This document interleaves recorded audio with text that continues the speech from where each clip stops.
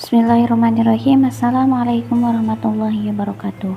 Saya Ersa Andriani dari kelas BKI 3 akan memaparkan mengenai teori humanistik dan juga teori mujadalah.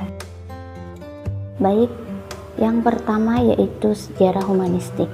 Aliran humanistik merupakan salah satu aliran dalam psikologi yang muncul pada tahun 1950-an dengan akar pemikiran dari kalangan eksistensialisme yang berkembang pada abad pertengahan. Pada akhir tahun 1950, para ahli psikologi seperti Abraham Maslow, Carl Rogers, dan yang lainnya mendirikan sebuah asosiasi profesional yang berupaya untuk mengkaji secara khusus tentang berbagai keunikan manusia seperti tentang self atau diri, aktualisasi diri, kesehatan, harapan, cinta, kreativitas, hakikat, individualitas, dan sejenisnya. Yang selanjutnya yaitu tokoh humanistik. Tokoh humanistik yang pertama ada Abraham Maslow. Nah, Abraham Maslow ini adalah tokoh yang menonjol dalam psikologi humanistik. Karyanya di bidang pemenuhan kebutuhan berpengaruh sekali terhadap upaya memahami motivasi manusia. Sebagian dari teorinya yang penting didasarkan atas asumsi bahwa dalam diri manusia ini terdapat dorongan positif untuk tubuh dan kekuatan-kekuatan yang melawan atau menghalangi pertumbuhan. Tokoh yang kedua yaitu Carl Rogers. Nah, Carl Rogers ini adalah seorang ahli psikologi humanistik yang gagasan-gagasannya berpengaruh terhadap pikiran dan praktek psikologi di semua bidang, baik klinis, pendidikan, dan lain-lain. Tokoh yang ketiga yaitu Arthur Combs. Nah, menurut Arthur Combs, perilaku yang keliru atau tidak baik terjadi karena tidak adanya kesediaan seseorang melakukan apa yang seharusnya dilakukan sebagai akibat dari adanya sesuatu yang lain yang lebih menarik atau memuaskan. Untuk selanjutnya, konseling dengan pendekatan humanistik berfokus pada kondisi manusia, di mana kondisi manusia ini adalah suatu sikap yang menekankan pada suatu pemahaman atas manusia. Humanistik ini memandang manusia sebagai makhluk yang memiliki otoritas atas kehidupan dirinya, yang berarti manusia bebas untuk menjadi apa dan siapa sesuai keinginannya. Adapun salah satu yang dibahas dalam teori humanistik ini adalah pendekatan humanistik dalam konseling itu bagaimana gitu. Yang pertama yaitu memfokuskan pada potensi individu secara aktif memilih. Yang kedua, membuat keputusan tentang hal-hal yang berkaitan dengan dirinya sendiri dan lingkungannya. Kemudian yang ketiga, pribadi sehat yaitu apabila individu bisa menerima diri apa adanya. Yang ketiga, pribadi tidak sehat atau gangguan jiwa disebabkan karena individu yang bersangkutan tidak dapat mengembangkan potensinya. Adapun teknik konseling humanistik. Nah, teknik yang dianggap tepat untuk diterapkan dalam pendekatan ini yaitu teknik client-centered yang dikembangkan oleh Carl Rogers. Nah, teknik client-centered ini terbagi menjadi tiga. Yang pertama, metode penanaman pemahaman masalah konselor sendiri sehingga dirinya dapat menerima diri sepenuhnya dan menjadi seorang yang adekuate. Yang selanjutnya, konselor hanya menerima apa yang diucapkan oleh konseli dan merespon dengan sikap positif dan ekspresif, dan juga memberikan penghargaan tak bersyarat pada konseli.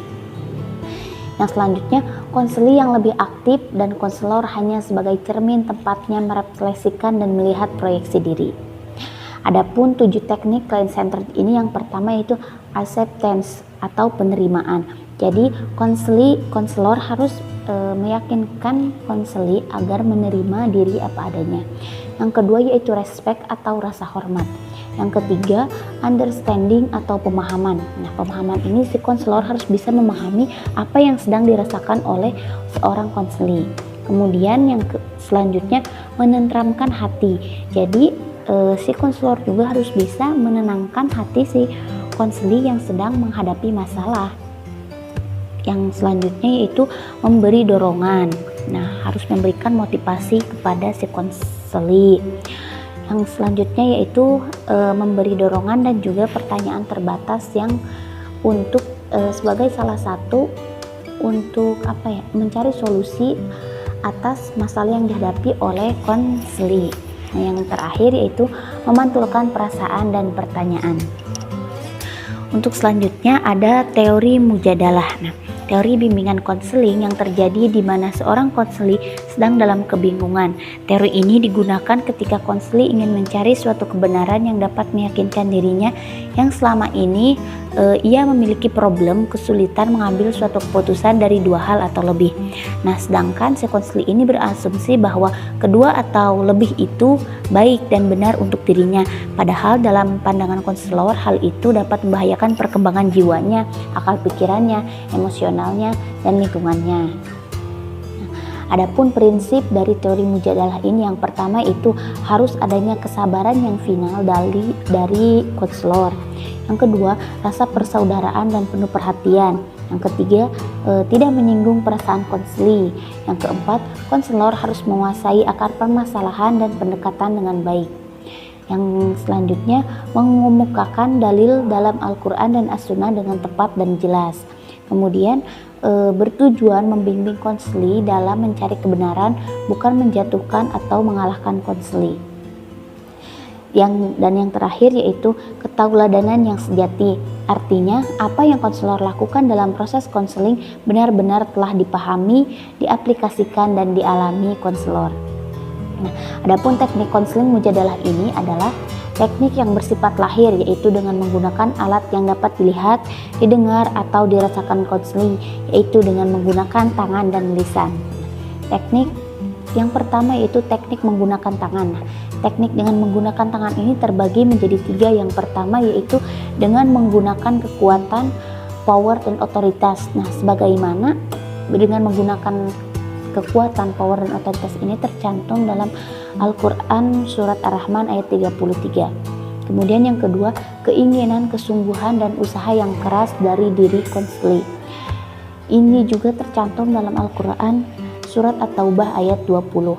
Dan yang ketiga yaitu sentuhan tangan, di mana konseli yang mengalami stres atau ketegangan diberikan pijatan atau tekanan pada urat dan otot yang tegang, sehingga akan mengendorkan urat dan otot-otot, khususnya pada bagian kepala, leher, dan pundak. Nah, teknik ini dapat meningkatkan secara fisik, tetapi juga dapat memberikan sugesti dan keyakinan bahwa semua permasalahan yang dihadapi akan dapat terselesaikan.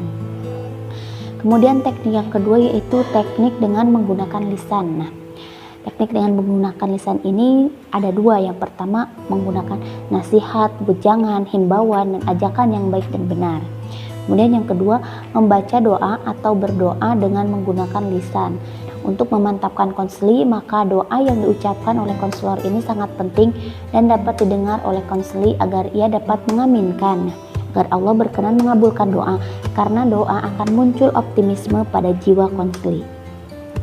Kemudian yang terakhir adalah perbedaan konseling umum dan juga konseling Islam. Nah, di sini diterangkan menurut Tohrari Musnamar. Yang pertama, pada umumnya di barat proses layanan konseling ini tidak dihubungkan dengan Tuhan maupun ajaran agama, maka layanan konseling dianggap sebagai hal yang semata-mata masalah keduniawian. Sedangkan Islam menganjurkan aktivitas layanan konseling itu merupakan suatu ibadah kepada Allah Subhanahu wa taala, suatu bantuan kepada orang lain, termasuk layanan konseling dalam ajaran Islam dihitung sebagai salah satu sedekah. Perbedaan yang kedua yaitu pada umumnya konsep layanan konseling barat hanyalah didasarkan atas pikiran manusia. Semua teori konseling yang ada hanyalah didasarkan atas pengalaman-pengalaman masa lalu. Sedangkan konsep konseling Islam didasarkan atas yaitu Al-Quran dan Sunnah Rasul, aktivitas dan pengalaman manusia. Perbedaan yang ketiga yaitu konsep layanan konseling barat tidak membahas masalah kehidupan sesudah mati, sedangkan konsep layanan konseling meyakini adanya kehidupan sudah mati. Mungkin itu saja yang dapat saya sampaikan. Mohon maaf apabila ada kekurangan. Terima kasih. Wassalamualaikum warahmatullahi wabarakatuh.